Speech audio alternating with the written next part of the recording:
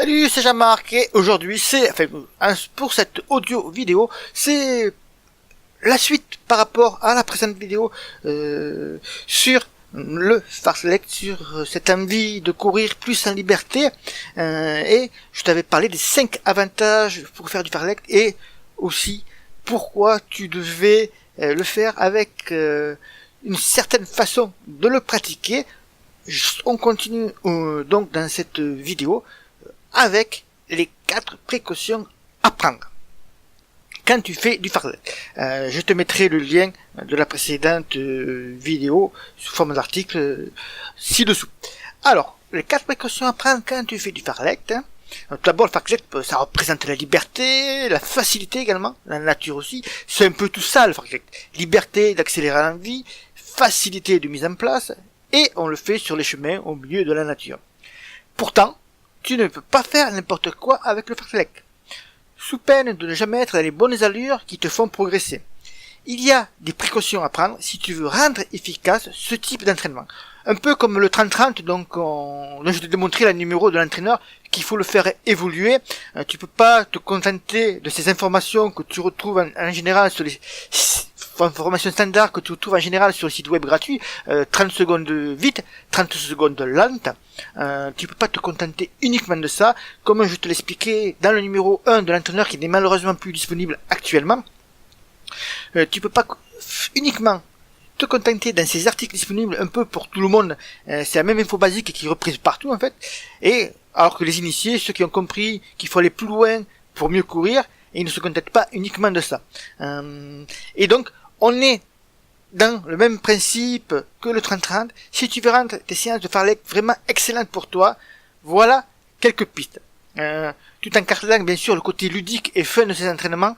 On n'est pas là non plus pour se retrouver à faire une séance très hiérarchisée et à regarder automatiquement la montre tous les 100 mètres que tu vas faire pour savoir si tu es au bon tempo. Ce que je vais te donner là, c'est l'essentiel à savoir, les 4 précautions à prendre pour justement rendre tes entraînements efficaces, et tu vas voir, c'est pas très compliqué. En premier, tu vas étalonner ton parcours. Alors, une montre GPS fera l'affaire. Tu peux aussi utiliser un compteur de VTT. Tu fais le parcours que tu veux faire en fartlek, tu le fais en VTT avec le compteur dessus. Tu pourras pourquoi pas corréler les 2 résultats entre eux.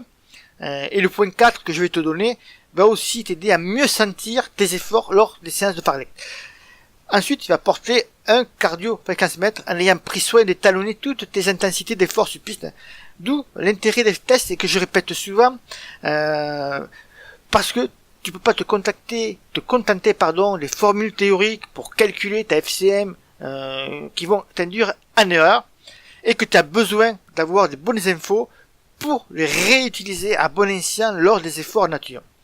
Et donc, si là aussi, pour les formules théoriques de la FCM que je te dis ne plus utiliser, elles sont d'un autre âge et complètement dépassées.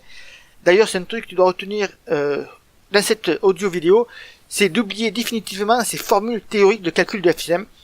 Et si tu veux un peu plus d'infos dessus, tu me laisses un petit commentaire et je te mettrai un lien d'un article que j'ai rédigé à ce sujet-là. Parce que on a constaté que des erreurs de plusieurs battements par minute avec ces formules théoriques et par rapport à ta véritable FCM sont souvent constatées, et forcément ça fausse toutes tes allures et intensités si tu leur fais confiance. Alors comment bien calculer ta FCM? Je te fais un petit aparté là-dessus. Ça passe forcément par un test VMA très souvent, ou un test FCM aussi.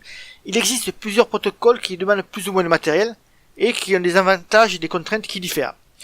Chez Running et Trail, nous en avons sélectionné un qui est actuellement par exemple offert avec l'entraîneur.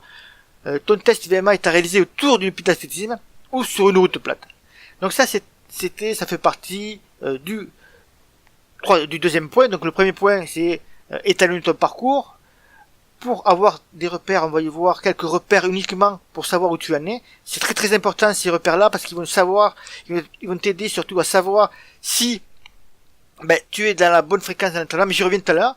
Le point 2, c'est avoir un cardio fréquence mètre, forcément, parce que on va plutôt utiliser ta fréquence cardiaque maximale sur ces parcours vallonnés et accidentés que autour d'une piste, où on va plutôt utiliser la VMA. En précaution numéro 3, c'est utiliser les montres GPS. Hein. Cela va de soi, c'est un élément obligatoire. Tu ne peux pas faire du fartlek avec un simple chrono. Je n'ai pas besoin de m'étaler sur le sujet-là. Enfin, le quatrième point, et c'était certainement le plus important avec le point numéro 1, c'est placer des repères visuels en séance afin de vérifier que la distance parcourue est identique sur chaque effort. Surtout lorsque tu es dans les phases intensives de la séance. Si tu constates que la distance parcourue diminue vraiment trop à un moment donné dans tes séries, alors tu peux arrêter. Car ça signifie que tu es au bout de l'effort recherché et surtout que les séries suivantes qui vont s'enchaîner derrière seront courues à une intensité inférieure de ce que tu recherches. Donc, contre-productif par rapport à tes objectifs. Et donc voilà les 4 points. Donc je te les rappelle. Le point 1, étaler tes parcours. Le point 2, avoir de bonnes fréquences cardiaques selon les types d'efforts que tu vas réaliser. Donc connaître ta FCM, très très important. En 3, utiliser les montres GPS. Et surtout en 4, placer, avoir des repères visuels qui sont en corrélation avec le point numéro 1. Ça va te permettre de valider d'un simple coup d'œil. Tu vois si c'était 50 mètres en avant, si c'était 50 mètres en retard. Là, tu vas commencer à te poser des questions sur la suite de tes séries. Ça sert à rien de continuer dans le dur quand on est dans le dur et avoir à chaque série de fractionnés perdre 50 ou 100 mètres sur le chrono qui était prévu, sur la distance qui était à peu près prévue de réaliser. Donc c'est vraiment un point très très important. Et si tu négocies bien, surtout le point 1, le point 4 et avoir une bonne fréquence cardiaque, alors tu es sûr de réaliser de bonnes séances de fartlek. Alors là, on arrive dans les derniers jours aussi, juste un petit mot pour finir sur l'entraîneur. C'est les derniers jours pour recevoir le livret, les dernières heures. Alors ça n'est pas bien sûr à quel moment tu vas regarder cette audio vidéo, mais en tout cas, si il est tous les jours disponible, parce que je les envoie à l'imprimeur, donc je vais bientôt recevoir les livrets que je vais expédier aux membres de l'entraîneur, ainsi que la formation audio-vidéo qui va avec. Donc, il te reste très peu de temps pour voir le contenu de ce numéro. Si t'intéresse, si tu veux rejoindre l'entraîneur, tu vas y trouver par exemple dans le numéro de ce mois-ci les 3 facteurs déterminants de ta performance. Si tes entraînements et ta surcompensation, parce que la surcompensation c'est le thème vidéo audio de la formation du mois. Si tes entraînements et ta surcompensation sont bien conduits, tu vas connaître 3 effets très positifs sur ta manière de courir. Les 4 phases de ton entraînement à connaître, ta réussite est programmée avec ces 4 phases. Il s'agit de 4 concepts forts que tu dois appliquer tout au long de l'année. Enfin, tu vas découvrir 6 règles pour surcompenser et progresser. Je te donnerai aussi des temps de récupération nécessaires après une séance de fractionné, de seuil ou une sortie longue. Et là, il y a beaucoup de personnes qui se trompent. Alors tu te demandes peut-être si c'est pour toi l'entraîneur. Il suffit de m'envoyer un petit message et je te dirai.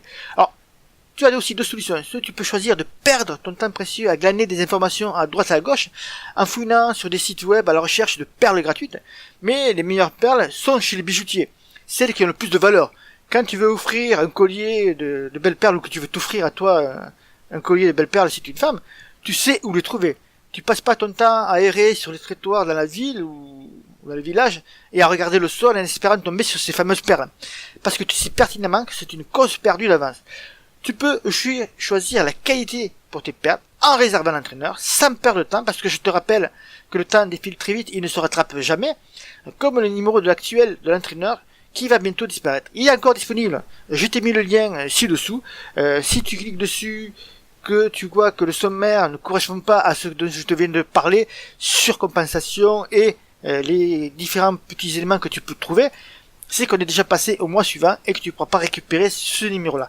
Donc, regarde rapidement si tu souhaites te rejoindre l'entraîneur. Tu as les conditions pour rejoindre le programme qui sont ci-dessous dans le lien. Quant à nous, on se retrouve dans une prochaine audio-vidéo. À très bientôt. Ciao, ciao et bon run.